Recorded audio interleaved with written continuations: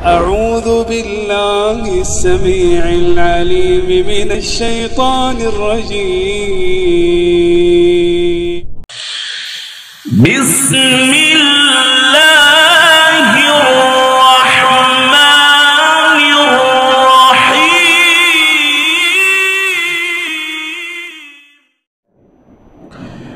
ماہ رمضان کلام الرحمن کا مہینہ ہے۔ کلام الرحمن کی ماں ام القرآن سورۃ الفاتحہ ہے۔ سورۃ الفاتحہ میں بنیادی طور پر اللہ تبارک و تعالی نے 3 مضامین بیان کیے ہیں: عقیدہ توحید، عقیدہ رسالت اور عقیدہ آخرت۔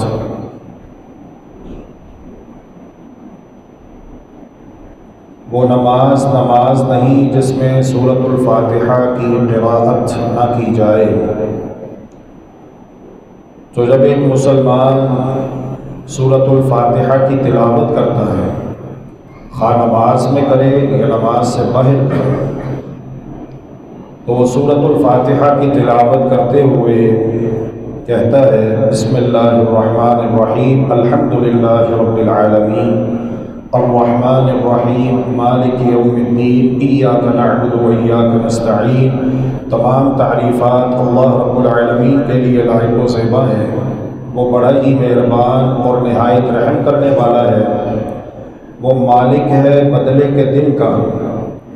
ایاک نعبد و ایاک نستعین، ہم خاص تیری ہی عبادت کرتے ہیں اور خاص تجھ ہی سے مدد مانگتے ہیں۔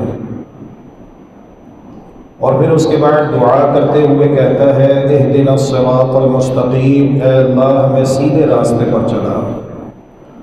صراط مستقیم پر چلنے کا، صراط مستقیم پر استقامت کا اللہ تبارک و تعالی سے سوال کرتا ہے، فریاد کرتا ہے۔ تو آج کے خطبہ جمعۃ المبارک میں باذن اللہ عز و جل ہم یہی بیان کریں گے، سمجھیں اور سمجھائیں گے انشاءاللہ کہ صراط مستقیم کیا ہے، جس پر چلنے کی ہر مسلمان اللہ سے دعا مانگتا ہے۔ یہ صراط مستقیم کیا ہے؟ صراط مستقیم کو سمجھنے کے لیے اور بیان کرنے کے لیے حدیث کی ایک کتاب سنن دارمی کی ایک روایت کا مطالعہ کرتے ہیں۔ سیدنا ابو موسیٰ اشعری رضی اللہ تعالی عنہ سیدنا عبداللہ بن مسعود رضی اللہ عنہ کے پاس آتے ہیں اور کہتے ہیں کہ میں مسجد گیا تھا فجر کی نماز ادا کرنے کے لیے، لیکن وہاں پر میں نے ایک عجیب و غریب منظر دیکھا، تو میں الٹے قدموں بھاگتا ہوا آیا ہوں اور آپ کے گھر کے دروازے پر میں نے دستک اس لیے دی ہے کہ آپ میرے ساتھ چلیے اور چل کر مسجد میں جو منظر میں نے دیکھا ہے آپ بھی دیکھیے اور اس پر حکم لگائیے۔ اگر تو یہ عمل ٹھیک ہے، اگر یہ صراط مستقیم ہے، اگر یہ حق ہے، اگر یہ سنت ہے تو پھر ہمیں بھی کرنا چاہیے، اور اگر یہ صراط مستقیم نہیں ہے بلکہ گمراہی ہے تو آپ انہیں نصیحت کیجیے، انہیں سمجھائیے۔ چنانچہ سیدنا عبداللہ بن مسعود رضی اللہ تعالی عنہ ابو موسیٰ اشعری رضی اللہ تعالی عنہ کے ساتھ آئے تو دیکھا واقعی منظر ایسے ہی ہے۔ کچھ لوگ مسجد میں حلقہ بنا کر بیٹھے ہوئے ہیں، گول دائرے کی صورت میں حلقہ بنا کر بیٹھے ہوئے ہیں، اور ان کے سامنے کینکریوں کے ڈھیر ہیں، اور ان کا ایک لیڈر ہے، ایک مولوی ہے، ایک قاری ہے، ایک امام ہے، ایک قائد ہے، بیچ میں بیٹھا ہوا ہے، ان کا سرپرست ہے، اور وہ سارے حلقہ بنا کر مسجد میں بیٹھے ہوئے ہیں، کنکریوں کے ڈھیر اپنے سامنے رکھے ہوئے ہیں۔ اب وہ انہیں کہتا ہے کہ سبح اللہ 100 مرہ، تم 100 مرتبہ سبحان اللہ کہو۔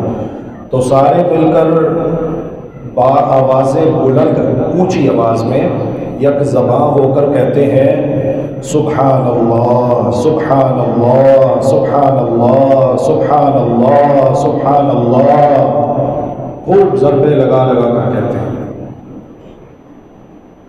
اور وہ تعداد کو شمار کر رہے ہیں کینکریوں پر۔ سبحان اللہ، ایک کنکری اٹھا کے ادھر رکھ دی، سبحان اللہ، ایک کنکری اٹھا کے ادھر رکھ دی، 100 کنکریاں انہوں نے جمع کی ہوئی ہیں، تو 100 کی تعداد میں وہ مل کر اجتماعی ذکر کرتے ہیں سبحان اللہ سبحان اللہ سبحان اللہ کی صورت۔ پھر اس کے بعد ان کا امام، ان کا قائد، ان کا لیڈر ان سے یہ کہتا ہے کہ اب تم احمد اللہ 100 مرہ، 100 مرتبہ الحمدللہ کہو۔ تو وہ سارے مل کر 100 مرتبہ کہتے ہیں الحمدللہ الحمدللہ الحمدللہ، 100 مرتبہ کہتے ہیں۔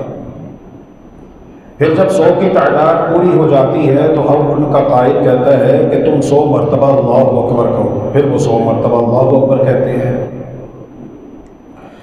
پھر جب 100 مرتبہ اللہ اکبر کی تعداد مکمل ہو جاتی ہے تو وہ کہتا ہے کہ تم 100 مرتبہ لا الہ الا اللہ کہو، تو وہ 100 مرتبہ لا الہ الا اللہ کہتے ہیں۔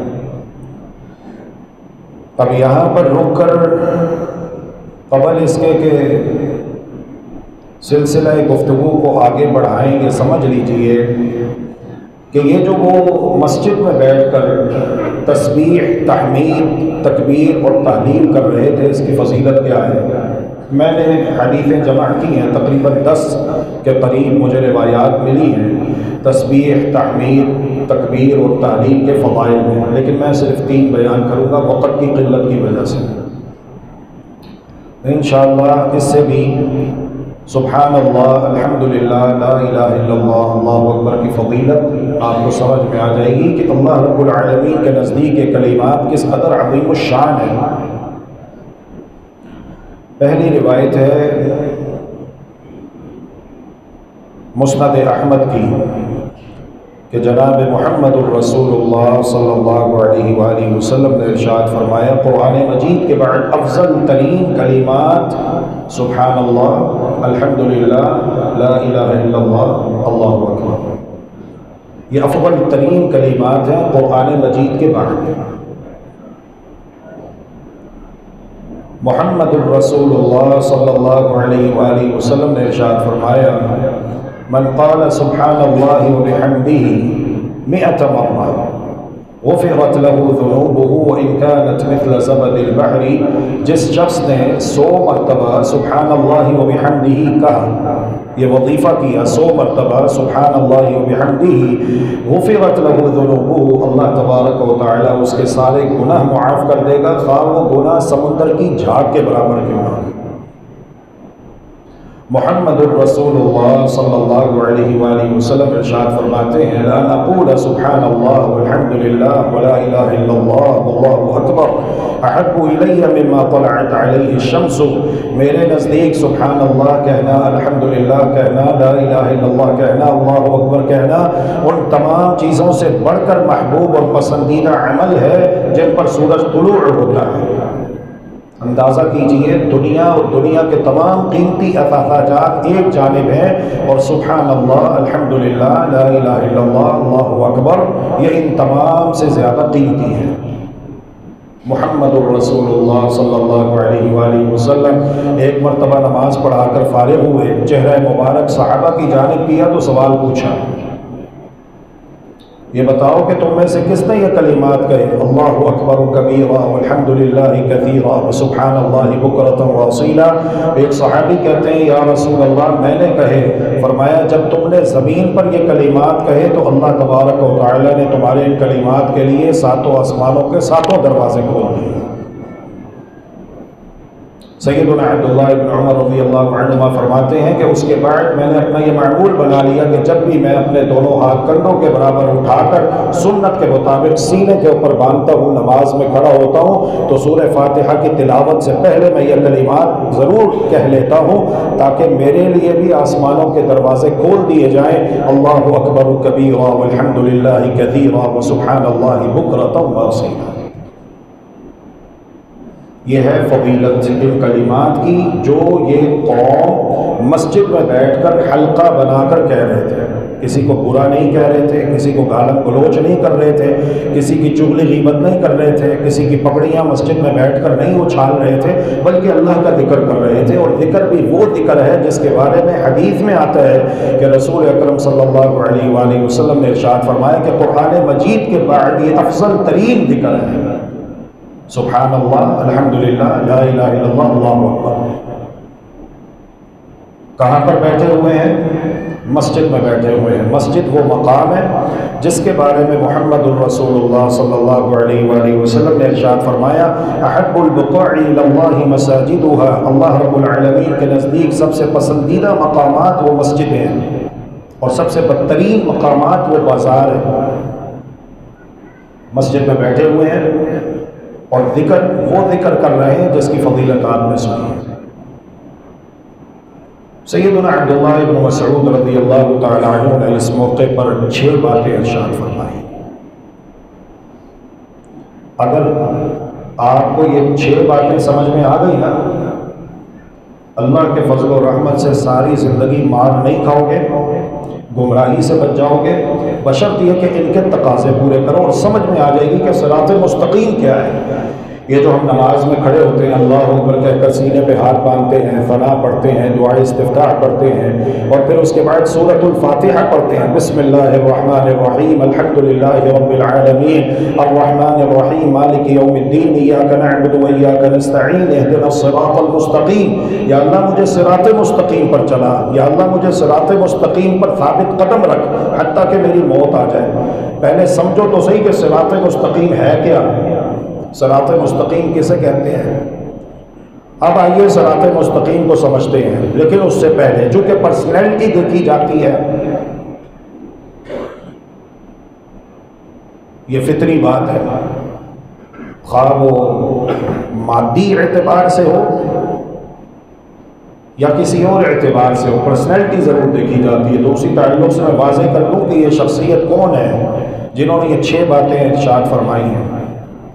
پہلی فضیلت ان کی یہ ہے، پہلی منقبت یہ ہے کہ یہ صحابی رسول ہیں، اور صحابی اسے کہتے ہیں جس نے ایمان کی حالت میں نبی کو دیکھا ہو، ملاقات کی ہو، علم حاصل کیا ہو، ایمان لایا ہو، اور ایمان ہی کی حالت میں فوت ہو گیا، اسے کہتے ہیں صحابی۔ اور صحابی کی فضیلت یہ ہے، اس کی جمع ہے صحابہ، کہ اللہ تبارک و تعالیٰ نے قرآن مجید میں دنیا ہی میں ان کو اپنی رضامندی کا سرٹیفکیٹ عطا فرما دیا اور کہا کہ رضی اللہ عنہم ورضوا عنہ، اللہ ان سے راضی اور یہ اللہ سے راضی ہو چکے ہیں۔ یہ فضیلت ہے صحابہ کی۔ محمد الرسول اللہ صلی اللہ علیہ وسلم ارشاد فرماتے ہیں کہ لن تمسنا عین الرہانی اور رہانی، جس نے ایمان کی حالت میں مجھے دیکھا اس کے اوپر جہنم کی آگ حرام ہو جاتی ہے۔ تو پہلی فضیلت سیدنا عبداللہ ابن مسعود رضی اللہ تعالیٰ عنہ کی یہ ہے کہ یہ صحابی ہیں۔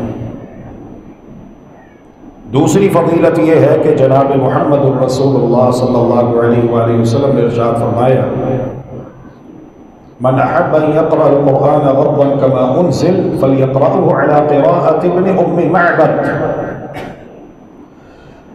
آسمان سے جب جبریل امین علیہ السلام وحی لے کر اللہ کا قرآن لے کر آتے ہیں تو وہ میرے پاس آتے ہیں، میں اسے سنتا ہوں۔ لیکن اگر تم میں سے کسی کی یہ خواہش ہو کہ وہ سنیں کہ جبریل امین علیہ السلام قرآن کیسے پڑھتے ہیں، جبریل امین علیہ السلام کا ترنم، تو اسے چاہیے کہ وہ عبداللہ ابن مسعود سے قرآن سن لے۔ عبداللہ بن مسعود قرآن بالکل ویسے پڑھتے ہیں جیسے جبریل قرآن کی تلاوت کرتے ہیں۔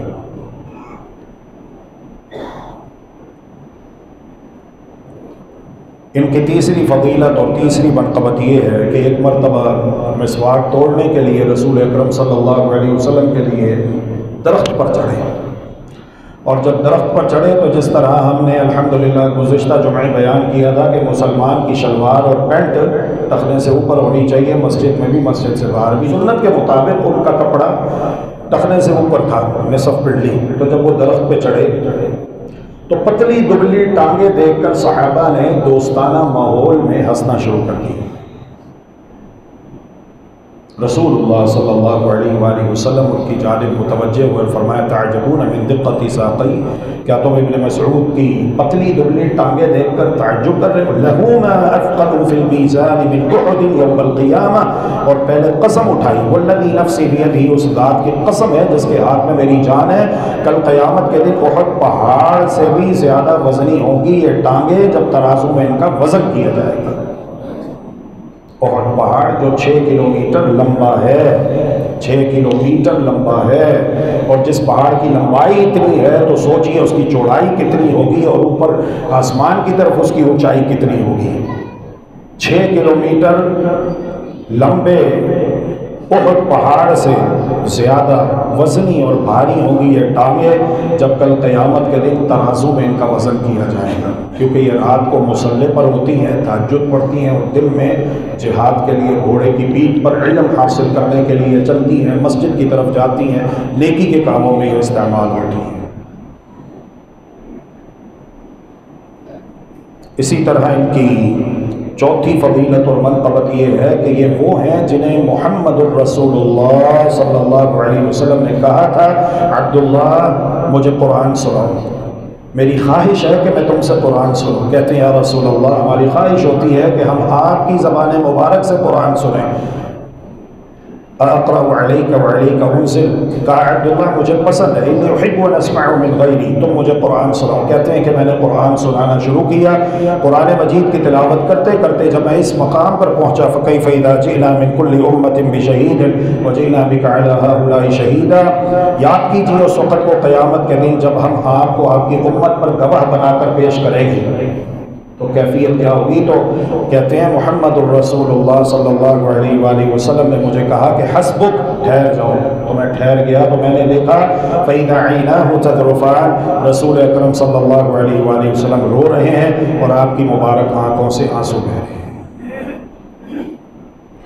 ان کی 5ویں فضیلت یہ ہے کہ ان کے 4 القاب کتب حدیث میں ملتے ہیں، صاحب السواک، صاحب النعلین، صاحب الوسادہ، صاحب الطہور۔ رسول اللہ صلی اللہ علیہ وآلہ وسلم کے لیے مسواک لانا عبداللہ ابن مسعود کی ڈیوٹی تھی رضی اللہ عنہ۔ رسول اکرم صلی اللہ علیہ وآلہ وسلم کے لیے وضو کا پانی لانا عبداللہ ابن مسعود کی ڈیوٹی تھی۔ رسول اکرم صلی اللہ علیہ وسلم کی نعلین جن کو اردو میں جوتے کہتے ہیں اٹھانا عبداللہ ابن مسعود کی ڈیوٹی تھی۔ رسول اکرم صلی اللہ علیہ وآلہ وسلم اگر کہیں پر راستے میں تشریف لے جا رہے ہوتے تو یہ تکیہ اپنے ساتھ اٹھا کر چلتے۔ رسول اکرم صلی اللہ علیہ وآلہ وسلم کو اگر راستے میں کہیں پر بیٹھنے کی، آرام کرنے کی نوبت پیش آئے تو آپ کی خدمت میں تکیہ پیش کریں۔ 4 القابات ہیں جو کتب حدیث میں ملتے ہیں، اس قدر ساتھ رہے۔ اور چھٹی اور آخری فضیلت ان کی یہ ہے کہ سیدنا عبداللہ ابن مسعود رضی اللہ تعالی عنہ نے کوفہ کی مرکزی جامع مسجد کے منبر کے اوپر کھڑے ہو کر یہ کہا تھا واللہ الذی لا الہ غیرہ، اس اللہ کی قسم جس کے سوا کوئی معبود برحق نہیں ہے اور کوئی مشکل کشا، حاجت روا، بگڑی بنانے والا، داتا، دستگیر، گنج بخش، خوف عظم، لجپال، غریب نواز، عزت و ذلت و طاقت و شفاعت و خزانوں کا مالک اس اللہ کے سوا کوئی نہیں۔ میں اس کی قسم اٹھا کر کہتا ہوں ما نزلت آیت من کتاب اللہ الا وانا اعلم این نزلت وفیما نزلت، اللہ کی قسم قرآن کی کوئی ایک آیت ایسی نہیں ہے جس کے بارے میں مجھے علم نہ ہو کہ یہ آیت کب نازل ہوئی، کہاں پر نازل ہوئی، کس موقع پر نازل ہوئی ہے۔ آپ آج کے دور میں بات کرتے ہو فلاں پروفیسر ڈاکٹر کی، فلاں شیخ الاسلام کی، فلاں شیخ القرآن کی، فلاں شیخ الحدیث کی، یہ 6 فضیلتیں جو میں نے آپ کو بتائی ہیں، اس علمی شخصیت کا مقابلہ دور حاضر کی کوئی شخصیت کرتی ہے تو لاؤ اس کا نام پیش کرو، کون ہے وہ؟ صرف ایک PhD ڈگری لے لینے سے سمجھتے ہو کہ نام کے ساتھ ڈاکٹر لگ گیا، یا کسی یونیورسٹی میں لیکچرار ہے تو وہ پروفیسر ہے تو وہ سمجھتے ہو کہ بڑی کوئی شخصیت ہوگی ہے۔ نہیں، یہاں پر علم کے ترازو میں تولا جاتا ہے۔ تو یہ جو فضیلتیں میں نے آپ کو بتائی ہیں یہ بڑی عظیم الشان فضیلتیں ہیں، یہ بڑا عظیم الشان اعزاز ہے۔ اب آئیے سمجھتے ہیں کہ صراط مستقیم کیا ہے، جو صحابی رسول سیدنا عبداللہ بن مسعود رضی اللہ تعالی عنہ نے 6 باتیں بیان کی ہیں اس کی روشنی میں، جس کی ہر مسلمان نماز کی ہر رکعت میں اللہ کی بارگاہ میں دعا مانگتے ہوئے کہتا ہے اہدنا الصراط المستقیم، اے اللہ مجھے صراط مستقیم پر چلا۔ یہ صراط مستقیم کیا ہے؟ دیکھا ان لوگوں کو مسجد میں بیٹھے ہوئے ہیں حلقہ بنا کر، اور ان کے بیچ میں ان کا ایک قائد ہے، لیڈر ہے، انہوں نے اپنے سامنے کنکریاں رکھی ہوئی ہیں اور اس کے اوپر وہ اجتماعی ذکر کرتے ہوئے 100 مرتبہ سبحان اللہ، الحمدللہ، لا الہ الا اللہ، اللہ اکبر کہہ رہے ہیں۔ تو پہلی بات یہ کہی یا قوم، اے میری قوم، لقد جئتم ببدعۃ ظلما، تم نے ایک بدعت کو جاری کیا ہے، ظلم کیا ہے۔ اب میں آپ سے پوچھتا ہوں کہ کیا سبحان اللہ، الحمدللہ، لا الہ الا اللہ، اللہ اکبر کہنا یہ بدعت ہے؟ جنہوں نے کوفہ کی مرکزی جامع مسجد کے ممبر کے اوپر کھڑے ہو کر قسم اٹھا کر یہ کہا، اس اللہ کی قسم اٹھا کر کہتا ہوں جس کے سوا اور کوئی عبادت کے لائق نہیں ہے، قرآن کی کوئی آیت ایسی نہیں جس کے بارے میں مجھے علم نہ ہو کہ یہ آیت کب اور کہاں اور کس موقع پر نازل ہوئی ہے۔ لہذا عافیت کا راستہ یہی ہے کہ آپ مان لیں کہ آپ زیادہ نہیں جانتے، زیادہ صحابہ جانتے ہیں، جنہوں نے محمد الرسول اللہ صلی اللہ علیہ وآلہ وسلم سے براہ راست علم حاصل کیا ہے، وہ زیادہ جانتے ہیں۔ تو اب وہ کیوں کہہ رہے ہیں یا قوم لقد جئتم ببدعۃ ظلما، اے قوم تم نے بدعت کو جاری کیا اور ظلم کیا تم نے، حالانکہ میں نے آپ کو حدیثیں بتائی ہیں۔ الحمدللہ قرآن مجید کی 5 سورتوں کی ابتدا میں آیا تو یہ بدعت کیسے ہو گیا ہے نا سوچنے کی بات۔ قرآن مجید کی 5 سورتوں کا آغاز الحمدللہ سے ہو رہا ہے، 5 سورتیں، تو پھر الحمدللہ کہنا بدعت کیسے ہو گیا؟ بدعت ایک کبیرہ گناہ ہے اور ہر قسم کی بدعت گمراہی ہے، اور ہر قسم کی گمراہی کا انجام جہنم کی آگ ہے۔ تو صحابی رسول نے اگر بدعت کہا تو کوئی اس کی بڑی وجہ ہوگی نا، اس وجہ کو سمجھنا چاہیے، کیوں بدعت کہا، وہ وجہ کیا ہے، وہ سبب کیا ہے۔ اگر یہ بات آپ کو سمجھ میں آ گئی نا تو سمجھ لو انشاءاللہ آپ کو سمجھ میں آ گیا کہ صراط مستقیم کیا ہے، آپ کا عقیدہ درست ہو جائے گا انشاءاللہ، توحید سمجھ میں آ جائے گی، لا الہ الا اللہ محمد الرسول اللہ صلی اللہ علیہ وآلہ وسلم کا مفہوم آپ کے دل میں گھر کر جائے گا انشاءاللہ، گمراہی سے بچ جاؤ گے، کبھی مار نہیں کھاؤ گے، کوئی دین کا ڈاکو آپ کے ایمان پہ، آپ کے عقیدے پہ ڈاکہ نہیں ڈال سکے گا، کوئی جبے قبے والا، دستار والا آپ کو اپنا شکار نہیں کر سکے گا۔ اگر آپ کو یہ بات سمجھ میں آ گئی کہ وہ جو مسجد میں حلقہ بنا کر بیٹھے ہوئے ہیں اور سبحان اللہ کہہ رہے ہیں، الحمدللہ کہہ رہے ہیں، لا الہ الا اللہ کہہ رہے ہیں، اللہ اکبر کہہ رہے ہیں، اور صحابی رسول عبداللہ ابن مسعود رضی اللہ تعالی عنہ آ کر کہتے ہیں کہ تم نے ایک بدعت کو جاری کیا ہے، کیوں کہا؟ وجہ یہ ہے کہ بدعت صرف ایسے عمل کو اور ایسے عقیدے کو نہیں کہتے جو دین اسلام مکمل ہونے کے بعد اپنے پاس سے دین میں داخل کر لیا جائے اور اس کی دین اسلام میں کوئی سابقہ مثال موجود نہ ہو، بلکہ بدعت اس عمل کو بھی کہتے ہیں جس کا ثبوت قرآن اور حدیث کے اندر موجود تو ہو، لیکن اس عمل کو محمد الرسول اللہ صلی اللہ علیہ وسلم کی تعلیمات سے ہٹ کر کیا جائے اور ایک نئے طریقے پر کیا جائے جس کی دلیل، جس کا کوئی ثبوت محمد الرسول اللہ صلی اللہ علیہ وسلم سے نہ ملتا ہو، تو اسے بھی بدعت کہتے ہیں۔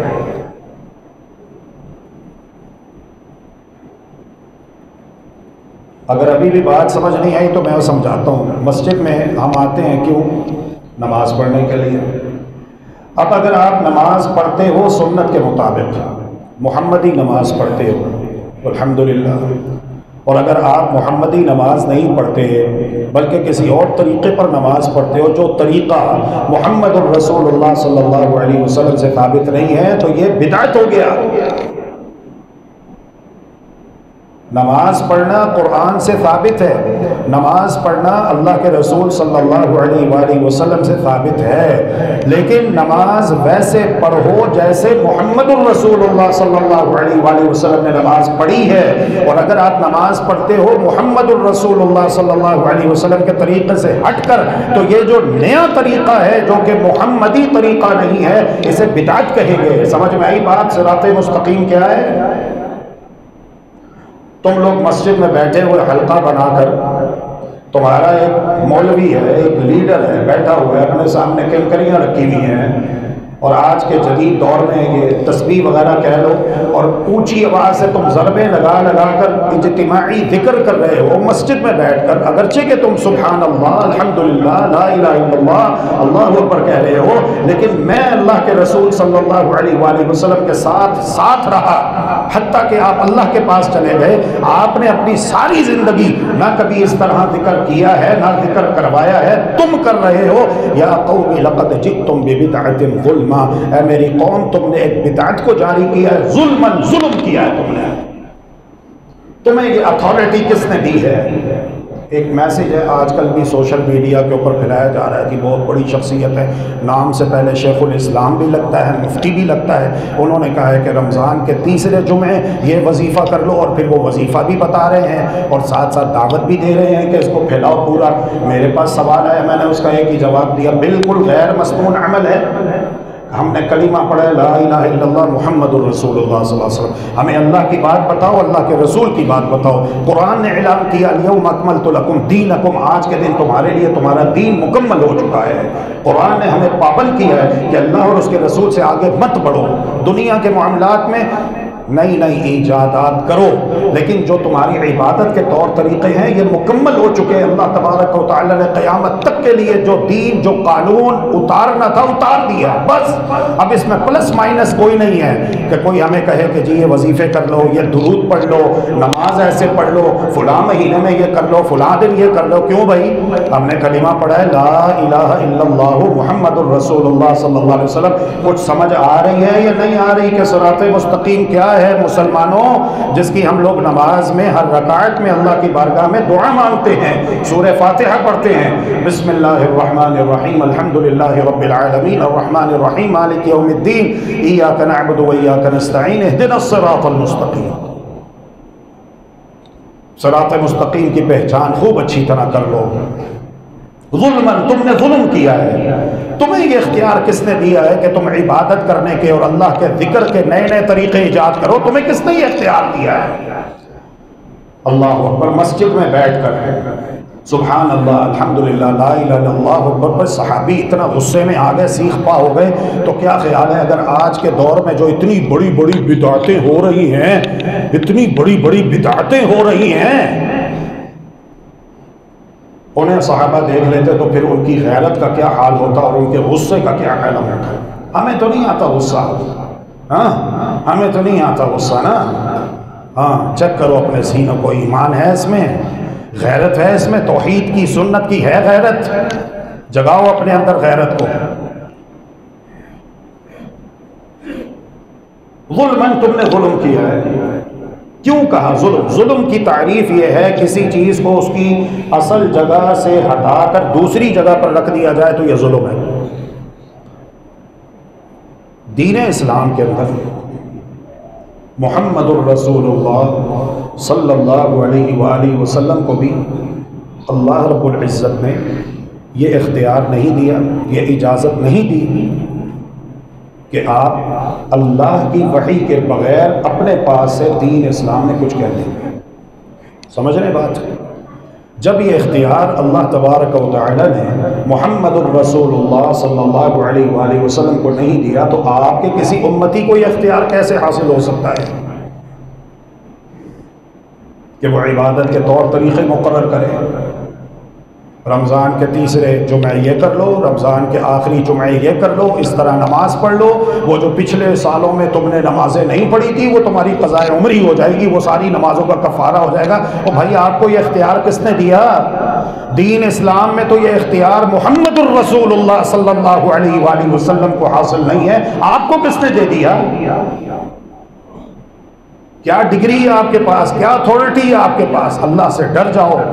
اور اے میرے مسلمان بھائیوں اور بہنوں، سمجھو کہ صراط مستقیم کسے کہتے ہیں۔ باقی یہ فتنے، یہ فرقے رہیں گے، یہ فتنے، یہ فرقے رہیں گے، کیونکہ محمد الرسول اللہ صلی اللہ علیہ وآلہ وسلم نے ارشاد فرمایا تھا جس طرح یہودی فرقوں میں بٹے، عیسائی فرقوں میں بٹے، میری امت ہاں مسلمان کلمہ پڑھنے والے فرقوں میں بٹیں گے، 73 فرقے ہوں گے، 73۔ فرمایا کہ 72 دوزخ میں جائیں گے، ایک جنت میں جائے گا، ایک جنت میں، 72 دوزخ میں جائیں گے۔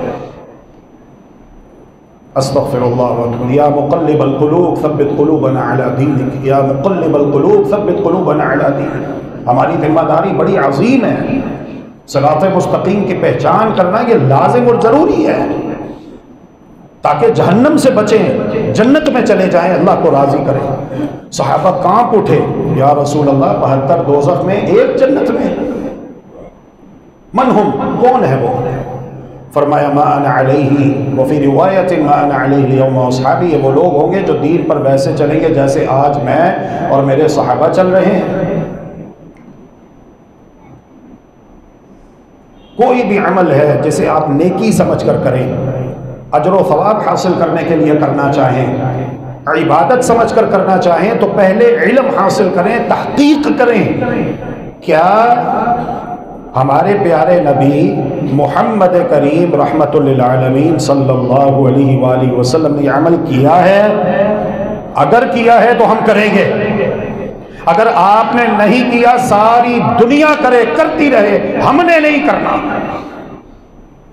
انشاءاللہ، تاکہ ہم گمراہی سے بچ جائیں، تاکہ ہم جہنم کی آگ سے بچ جائیں۔ دوسرے نمبر پہ تحقیق کریں گے، ٹھیک ہے ثبوت مل گیا کہ محمد الرسول اللہ صلی اللہ علیہ وآلہ وسلم نے عمل کیا ہے، اب علم حاصل کریں گے، تحقیق کریں گے کہ کیسے کیا ہے۔ نماز پڑھی ہے، اب علم حاصل کریں گے کہ کیسے پڑھی ہے۔ روزہ رکھا ہے، علم حاصل کریں گے کیسے رکھا ہے۔ حج کیا ہے، علم حاصل کریں گے کیسے کیا ہے۔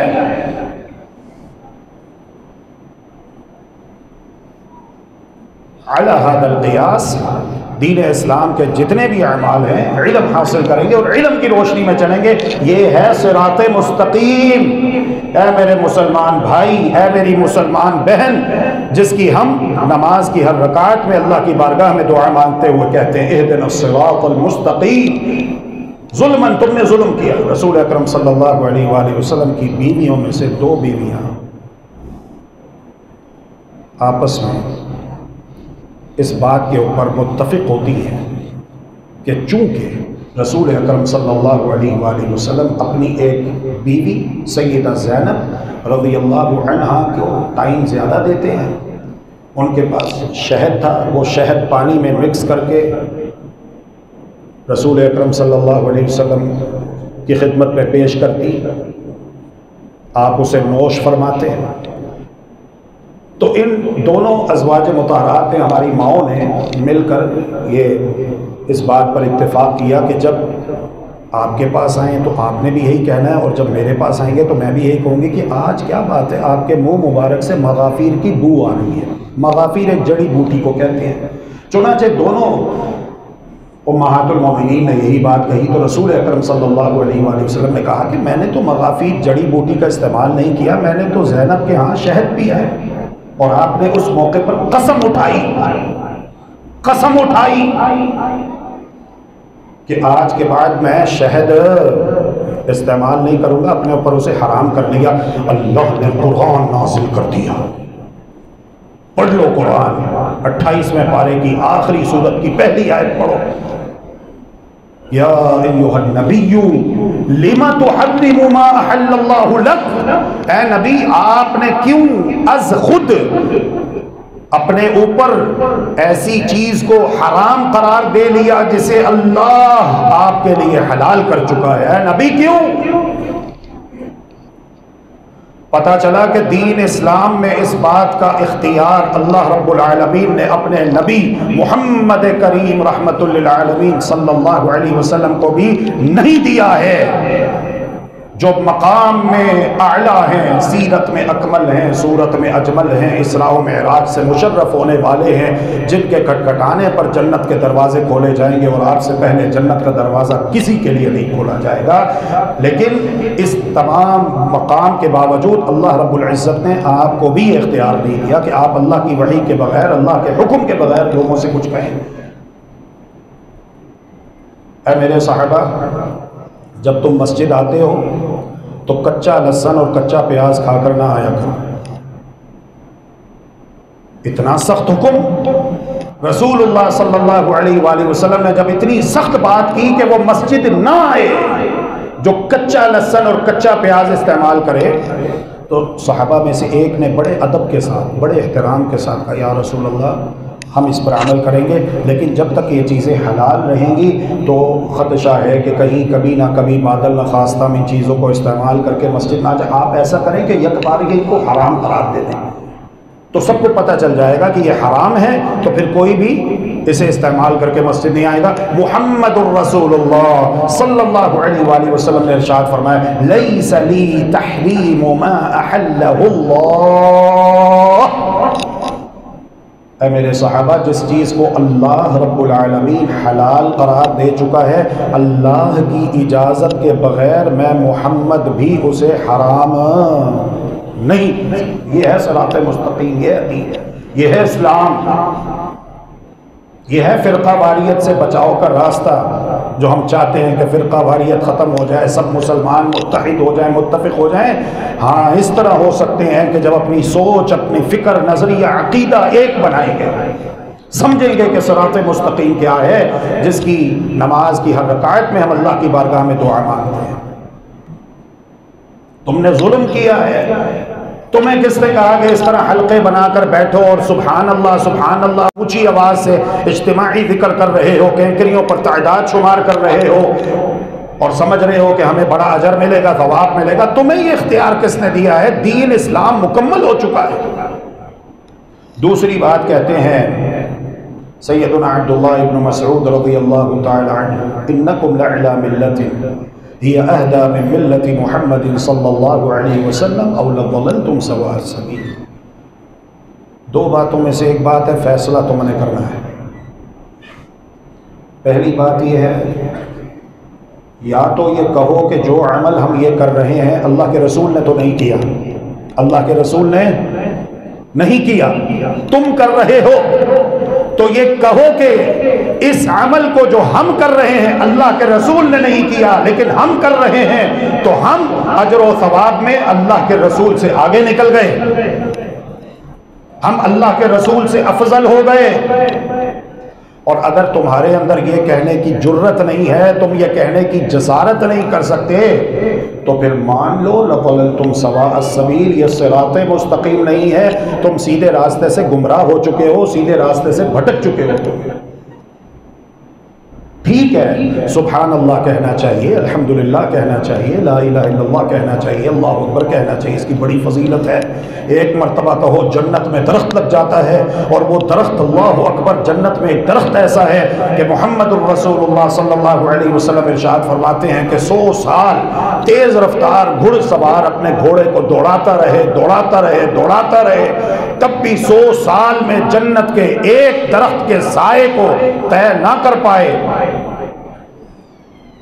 یہ ساری فضیلتیں اپنی جگہ پر ہیں، لیکن تمہارے ذکر کرنے کا جو طریقہ ہے، یہ طریقہ محمد الرسول اللہ صلی اللہ علیہ وآلہ وسلم سے ثابت شدہ نہیں ہے، لہذا یہ بدعت ہے، یہ گمراہی ہے، یہ صراط مستقیم نہیں ہے. تیسری بات کہتے ہیں یا قوم، اے میری قوم، ما اسرع ہلاکتکم، تم نے کتنی جلدی بربادی کو اپنے گلے لگا لیا. ابھی اللہ کے رسول صلی اللہ علیہ وآلہ وسلم کے وہ کپڑے موجود ہیں جو آپ پہنا کرتے تھے، وہ بوسیدہ نہیں ہوئے. رسول اکرم صلی اللہ علیہ وآلہ وسلم جن برتنوں میں کھانا کھایا کرتے تھے وہ برتن ابھی ٹوٹے نہیں، اور تم نے اتنی جلدی دین اسلام میں بدعتوں کو ایجاد کرنا شروع کر دیا، اور اللہ کے گھر مسجدوں کے اندر بیٹھ کر تم بدعتیں کر رہے ہو۔ سوچئے رسول اکرم صلی اللہ علیہ وآلہ وسلم کے دور میں مدینہ میں اذان ہوتی تھی کہ نہیں ہوتی تھی؟ مکہ میں اذان ہوتی تھی کہ نہیں ہوتی تھی؟ وہ اذان کون سی تھی؟ اللہ اکبر اللہ اکبر اللہ اکبر اللہ اکبر، اشہد ان لا الہ الا اللہ، اشہد ان لا الہ الا اللہ، اشہد ان محمد رسول اللہ، اشہد ان محمد رسول اللہ صلی اللہ علیہ وسلم، حی علی الصلاح حی علی الصلاح حی علی الفلاح حی علی الفلاح، اللہ اکبر لا الہ الا اللہ۔ بس سوچئے آج مسلمانوں نے مسجدوں کے اندر اس اذان کو بخشا ہے، معاف کیا ہے، اس اذان سے پہلے اور اس کے درمیان اور اس کے آخر میں اضافے کیے ہیں کہ نہیں کیے؟ کیا یہ صراط مستقیم ہے؟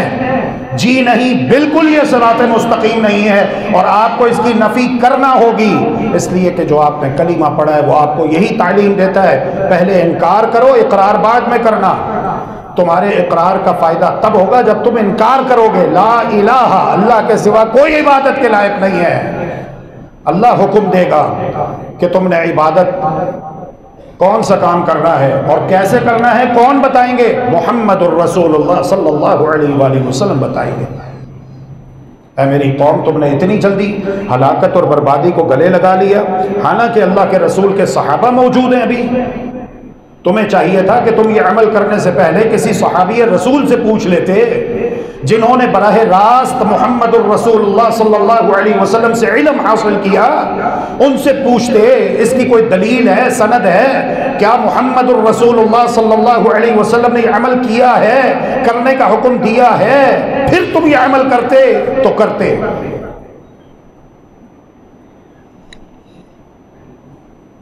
اور بھی باتیں ارشاد فرمائی، لیکن ہم اسی پر اکتفا کرتے ہیں۔ وہ انشاءاللہ پھر اللہ کی توفیق سے رمضان کے بعد جب کبھی دوبارہ اللہ نے موقع دیا تو اسے انشاءاللہ مکمل کریں گے، کہ مزید انہوں نے 3 باتیں کیا ارشاد فرمائی تھی، اور یہ لوگ جو مسجد میں حلقہ بنا کر بیٹھے ہوئے تھے، جب انہیں نصیحت کی گئی انہوں نے نصیحت قبول نہ کی، پھر ان کا کیا انجام ہوا، کس صورت میں یہ سامنے آئے، یہ ساری باتیں انشاءاللہ باذن اللہ عز و جل پھر کبھی اللہ کی توفیق سے کریں گے۔ تو یہ ہے صراط مستقیم۔ اللہ تبارک و تعالی ہم سب کو صراط مستقیم پر چلائے۔ لا الہ الا اللہ، اللہ کے سوا اور کوئی عبادت کے لائق نہیں ہے۔ محمد الرسول اللہ، طریقہ عبادت محمد الرسول اللہ صلی اللہ علیہ وآلہ وسلم کا۔ وآخر دعوانا الحمدللہ رب العالمین۔ بسم اللہ الرحمن الرحیم، الحمدللہ والصلاة والسلام علی رسول اللہ وعلی آلہ وصحبہ ومن والاه وبعد۔ یہ جو آخری عشرہ ہے مسلمانوں، رمضان کا یہ بڑا ہی قیمتی ہے، اس کا ایک ایک لمحہ بڑا قیمتی ہے۔ اللہ تبارک و تعالی نے قرآن مجید میں ارشاد فرمایا ہے، اعوذ باللہ من الشیطان الرجیم، بسم اللہ الرحمن الرحیم، انا انزلناہ فی لیلۃ القدر وما ادراک ما لیلۃ القدر، لیلۃ القدر خیر من الف شہر، تنزل الملائکۃ والروح فیہا باذن ربہم من کل امر، سلام ہی حتی مطلع الفجر۔ بلا شبہ ہم نے اس قرآن کو شب قدر میں نازل فرمایا، اور آپ کو کیا معلوم کہ شب قدر کیا ہے؟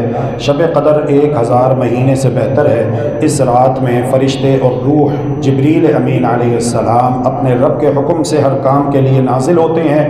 وہ رات طلوع فجر تک سلامتی ہی سلامتی ہے۔ رسول اللہ صلی اللہ علیہ وآلہ وسلم نے اس کی فضیلت بیان کرتے ہوئے ارشاد فرمایا ہے، من قام لیلۃ القدر ایمانا واحتسابا غفر له ما تقدم من ذنبہ، جس نے شب قدر میں قیام کیا، عبادت کی، ایمان اور احتساب کے ساتھ، اس کے پچھلے گناہ معاف کر دیے جائیں گے۔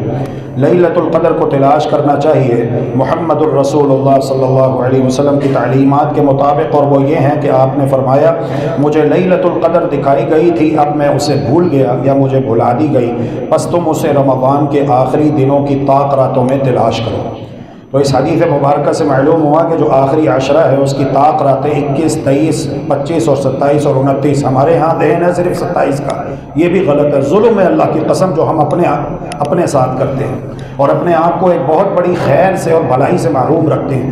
اللہ کے رسول صلی اللہ علیہ وسلم فرما رہے ہیں اسے 5 طاق راتوں میں تلاش کرو، 21ویں بھی ہو سکتی ہے، 23ویں بھی، 25ویں بھی، 27ویں بھی اور 29ویں بھی، تو صرف 27ویں کو یہ ظلم ہے۔ سیدہ عائشہ رضی اللہ تعالی عنہ فرماتی ہیں کہ رسول اکرم صلی اللہ علیہ وآلہ وسلم کا معمول تھا جب رمضان کا آخری عشرہ شروع ہوتا تو آپ رات کا بیشتر حصہ جاگ کر گزارتے، اپنے گھر والوں کو بھی بیدار کرتے اور عبادت میں خوب محنت کرتے اور کمر کس لیتے، ہر شب قدر سے محروم ہی۔ سیدنا انس بن مالک رضی اللہ تعالی عنہ سے روایت ہے کہ جب رمضان کا مہینہ شروع ہوا تو رسول اللہ صلی اللہ علیہ وآلہ وسلم نے ارشاد فرمایا، یہ مہینہ جو تم پر سایہ فگن ہوا ہے اس میں ایک رات ایسی ہے جو قدر و منزلت کے اعتبار سے 1000 مہینوں کی عبادت سے بہتر ہے۔ جو شخص اس کی سعادت حاصل کرنے سے محروم رہا وہ بھلائی سے محروم رہا اور اس کی بھلائی سے بے نصیب شخص ہی محروم رہتا ہے۔ رسول اللہ صلی اللہ علیہ وآلہ وسلم نے ارشاد فرمایا، شب قدر کی صبح کو سورج کے بلند ہونے تک اس کی شعاع نہیں ہوتی، وہ ایسے ہوتا ہے جیسے تھال۔ سیدنا ابو ہریرہ رضی اللہ عنہ سے روایت ہے کہ ہم نبی کریم صلی اللہ علیہ وآلہ وسلم کے پاس تھے، شب قدر کا ذکر ہوا تو آپ نے فرمایا، تم میں سے کس کو یاد ہے کہ اس رات جب چاند چڑھا تھا تو ایسے تھا کہ جیسے بڑے تھال کا کنارہ۔ شب قدر بڑی آسانی سے گزرنے والی معتدل رات ہے، اس میں زیادہ گرمی ہوتی ہے نہ ٹھنڈک، اس کی صبح کا سورج اس طرح طلوع ہوتا ہے کہ اس کی سرخی مدھم ہوتی ہے۔ شب قدر کے خصوصی دعا اللہم انک عفو تحب العفو فاعف عنی اور قرآن مجید کی تلاوت ہے، مسنون درود و سلام ہے، اور بھی جو دعائیں آپ نے مانگنی ہے مانگی، اپنے لیے، اپنے والدین کے لیے، اپنے اہل و عیال کے لیے، امت مسلمہ کے لیے۔ صدقہ فطر کے احکام و مسائل، سیدنا عبداللہ ابن عمر رضی اللہ تعالی عنہما سے روایت ہے کہ رسول اللہ صلی اللہ علیہ وسلم نے آزاد غلام، مرد، عورت اور چھوٹے بڑے مسلمان پر 1 صاع کھجور یا 1 صاع جو بطور صدقہ فطر ادا کرنا فرض کیا ہے۔ تو اس سے یہ معلوم ہوا کہ صدقۃ الفطر کی ادائیگی ہر مسلمان کے لیے ضروری ہے، چاہے امیر ہو یا غریب ہو، کیونکہ ایک تو رسول اللہ صلی اللہ علیہ وآلہ وسلم نے اس کو روزے داروں کی تطہیر بتلایا ہے، روزے کے اجر و ثواب میں جو کمی رہ جاتی ہے اللہ تعالیٰ اس کی برکت سے پوری کر دے گا۔ ایسی بات نہیں ہے کہ اس کے لیے صاحب نصاب ہونا ضروری ہے کہ وہ ادا کرے گا جس کے اوپر زکوٰۃ فرض ہے، ایسی کوئی بات رسول اللہ صلی اللہ علیہ وسلم نے بیان نہیں کی، بلکہ ہر مسلمان کرے گا، امیر بھی کرے گا، غریب بھی کرے گا، دونوں فطرانہ دیں گے۔ دوسرا یہ کہ رسول اللہ صلی اللہ علیہ وسلم نے جن الفاظ میں اس کی ادائیگی کا حکم دیا ہے ان میں کوئی ایسی چیز نہیں ہے جس سے امیر اور غریب کے درمیان اس مسئلے میں فرق کا کوئی پہلو نکلتا ہو، اس لیے غریبوں کو بھی صدقہ فطر ادا کرنا چاہیے۔ سیدنا عبداللہ ابن عباس رضی اللہ تعالی عنہما کی روایت میں یہی مقاصد تو بیان کیے گئے۔ رسول اللہ صلی اللہ علیہ وآلہ وسلم نے حکم دیا ہے کہ صدقہ فطر نماز عید کے لیے نکلنے سے پہلے ادا کیا جائے۔ سیدنا ابو سعید خدری رضی اللہ تعالیٰ عنہ سے روایت ہے کہ رسول اللہ صلی اللہ علیہ وسلم کے زمانے میں ہم گندم یا جو یا کھجور یا پنیر یا منقع سے 1 صاع صدقہ دیا کرتے تھے۔ تو اس سے معلوم ہوا کہ صدقہ فطر ہر اس غلے سے دیا جا سکتا ہے جو انسان بطور خوراک استعمال کرتا ہے۔ ہمارے ہاں گیہوں، چنے، جو، مکئی، باجرہ، جوار، چاول وغیرہ اجناس خوردنی ہیں، لوگ انہیں بطور خوراک استعمال کرتے ہیں، لہذا ان میں سے جو جنس زیادہ استعمال کرتا ہے اس سے وہ صدقہ فطر ادا کر سکتا ہے۔ ہر انسان کو اپنی حیثیت دیکھنی چاہیے کہ اللہ رب العالمین نے مجھے جتنا دیا ہے تو میں اللہ کی راہ میں اتنی ہی اعلیٰ چیز دوں۔ کم از کم 1 کروڑ سے نیچے تو ہم میں سے کسی کا گھر نہیں ہے نا، لیکن صدقہ فطر دیتے ہوئے ہم لوگ کان میں آ کے بڑا آہستہ سے پوچھتے ہیں کہ ہمیں چھوٹ مل جائے، ہمیں یہ فتویٰ مل جائے کہ آپ نے 2.5 کلو گندم دینی ہو۔ گندم تو اس کے لیے جو بالکل ہی ماڑا ہو بیچارہ، آپ تو ماشاءاللہ 1-1 کروڑ، کم از کم کروڑوں کے مکان میں آپ رہتے ہو اور فطرانہ دے رہے ہو آپ صرف 200، 250، 500، 1000، 2000، اس سے کیا ہوتا ہے؟ اور بھائی ہزاروں میں دو، جتنا اللہ کا تمہارے اوپر فضل ہے۔ دیکھو اپنی حیثیت کو، کھجور بھی ہے، چاول بھی ہیں، گھی بھی ہے، اچھی سے اچھی چیز کا انتخاب کیجئے اور اس کے بعد 2.5 کلو فی کس کے حساب سے گھر پہ جتنے افراد ہیں ان کی طرف سے آپ فطرانہ دے دیجئے۔ اسی طرح اس آخری عشرے کی برکتوں اور رحمتوں سے فائدہ اٹھانے کے لیے ایک صورت ہے اعتکاف کی۔ اعتکاف کرنے والے کو چاہیے کہ 20 رمضان المبارک کو باقاعدہ مغرب کی نماز مسجد میں پڑھے، رات بھر نفلی عبادت، تلاوت قرآن مجید اور ذکر الہی میں مشغول رہے، اور 21 رمضان المبارک کو بعد نماز فجر اعتکاف کی مخصوص جگہ میں داخل ہو۔ اعتکاف میں بلا ضرورت شرعی مسجد سے باہر جانے کی اجازت نہیں ہوتی۔ بیمار کی مزاج پرسی، جنازے میں شرکت، بیوی سے مباشرت اور اس قسم کے دیگر رفاہی اور معاشرتی امور میں حصہ لینا جائز نہیں ہے۔ بیوی آ کر مل سکتی ہے اور خاوند کے بالوں میں کمی وغیرہ کر سکتی ہے، خاوند بھی اسے چھوڑنے گھر تک جا سکتا ہے۔ اسی طرح اگر کوئی انتظام نہ ہو اور گھر بھی قریب ہو تو اپنی ضروریات زندگی لینے کے لیے گھر جا سکتا ہے۔ غسل کرنے کی اجازت ہے، چارپائی بستر استعمال کرنے کی اجازت ہے۔ اعتکاف جامع مسجد میں کیا جائے، الحمدللہ جس طرح یہ جامع مسجد ہے یہاں پر جمعے کا اور جماعات کا اہتمام ہوتا ہے اور اعتکاف کا بھی اہتمام ہے، تو جامع مسجد میں اعتکاف کیا جائے جہاں جمعۃ المبارک کی نماز بھی ہوتی ہو۔ خواتین بھی اعتکاف بیٹھ سکتی ہیں، لیکن ان کے لیے اعتکاف کی جگہ گھر نہیں ہے، مسجدیں ہیں۔ اگر گھر میں اعتکاف بیٹھنا یہ جائز ہوتا، سنت ہوتا، تو اللہ کی قسم محمد الرسول اللہ صلی اللہ علیہ وسلم اس کی رہنمائی ضرور فرماتے، لیکن آپ نے اس کی رہنمائی نہیں فرمائی۔ آپ کی بیویوں نے، ازواج مطہرات نے اعتکاف کیا ہے اور ان کے اعتکاف کے خیمے کی چادریں مسجد نبوی میں لگائی گئی۔ گھر میں اعتکاف بیٹھنا اس کی کوئی دلیل نہیں موجود ہے، لہذا اس سے احتراز لازم ہے۔ رسول اللہ صلی اللہ علیہ وسلم کے ازواج مطہرات بھی اعتکاف بیٹھتی رہی ہیں اور ان کے خیمے مسجد نبوی میں لگتے تھے۔ اللہ رب العزت نے بھی قرآن میں فرمایا ہے وَلَا تُبَاشِرُوهُنَّ وَأَنْتُمْ عَاكِفُونَ فِي الْمَسَاجِدِ، تم عورتوں سے مباشرت نہ کرو اس حال میں کہ تم مسجدوں میں اعتکاف کرنے والے ہو۔ اگر کسی کو اعتکاف کے 10 دن میسر نہ آ سکیں تو جتنے دن بھی میسر ہوں اتنے دنوں کا اعتکاف کر لینا چاہیے، حتیٰ کہ ایک دن کا ایک رات کا اعتکاف بھی درست ہے۔ اعتکاف کے لیے روزہ ضروری نہیں ہے، لیکن اگر رمضان المبارک میں اعتکاف کیا ہے تو پھر لازماً فرض روزے رکھنے پڑیں گے، الا یہ کہ روزہ نہ رکھنے کا کوئی شرعی عذر موجود ہو تو پھر کوئی حرج نہیں۔ بیوی کے لیے جائز نہیں کہ وہ اپنے شوہر کی اجازت کے بغیر اعتکاف بیٹھے۔ استحاضہ والی عورت نماز بھی پڑھ سکتی ہے اور طواف بھی کر سکتی ہے، لہذا اس کے لیے اعتکاف بیٹھنے میں کوئی حرج نہیں ہے۔ اعتکاف عبادت ہے، اس لیے اس کے لیے بھی نیت ضروری ہے۔ رسول اللہ صلی اللہ علیہ وسلم نے ہر عبادت کے لیے نیت کو لازمی قرار دیا ہے، لیکن نیت دل کے ارادے کا نام ہے، نہ کہ زبان سے خود ساختہ الفاظ کہنے کا، جیسا کہ بعض حضرات اپنے پاس سے مسجد میں داخل ہو کر اعتکاف کے لیے نویت سنت الاعتکاف، میں نے اعتکاف کی نیت کی، کہ الفاظ مختص کر رکھے ہیں، یہ بالکل بے اصل ہیں، بے سند ہیں، محمد الرسول اللہ صلی اللہ علیہ وسلم سے ثابت نہیں ہے، اس لیے ان سے بچنا چاہیے۔ واللہ تعالی ولی التوفیق والہادی الی سواء السبیل۔ ان اللہ وملائکتہ یصلون علی النبی یا ایھا الذین آمنوا صلوا علیہ وسلموا تسلیما۔